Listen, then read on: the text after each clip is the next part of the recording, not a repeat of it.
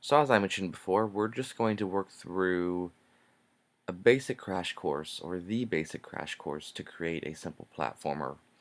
Now right now, in the previous video I had left Stencyl up, but there's something else I need to do. So from the crash course page, even though I'm going to be showing you the steps because that can make it much easier than trying to read through and figure out where things are, there is something you need. So the web address for this is stencyl.com. Keep in mind that's Stencyl with a Y, /help/start. And we need to go to this first link here. And what you need is you need this downloadable materials. You need to download the crash course. So we'll just click download it here, and we can save that. And it shouldn't take too long to download. It should be pretty quick. Alright, so Firefox says that it has finished downloading, so click the little down arrow. I'm going to go ahead and just drag this to my desktop.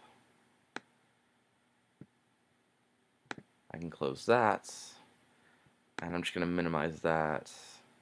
So here's Stencyl.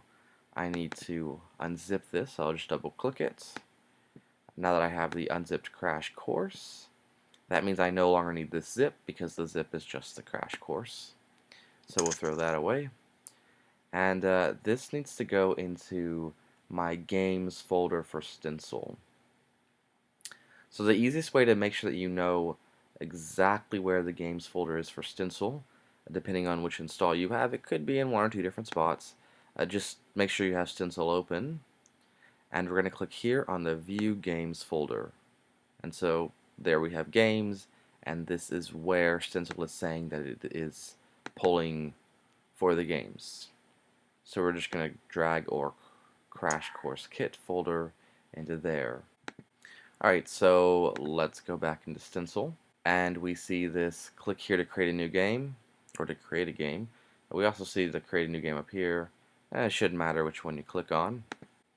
If we've dropped in the folder for the crash course into the games folder, then we should be ready to start this, and you should see the little crash course kit there. And that's exactly what we want. So we're going to go ahead and click next. Make sure it should have the orange around it, so you don't want that one, you want this one. So next. You can call it whatever you want. If you just want to be very descriptive in what you're doing, you could call it crash course, sample game, my first game. Once again, it doesn't matter. The screen size, so what size do you want the window that you'll be playing in? 640 by 480. I mean, it's not a terrible size, but that's pretty small. It's actually kind of about the size of this box here. Keep in mind that the size that most people are probably familiar with now, with YouTube and everything else, is sort of that 720 or 1080 size. Of course, as you make your file bigger, it's going to eat up more memory and stuff when it's running because it's having to load more pixels and everything.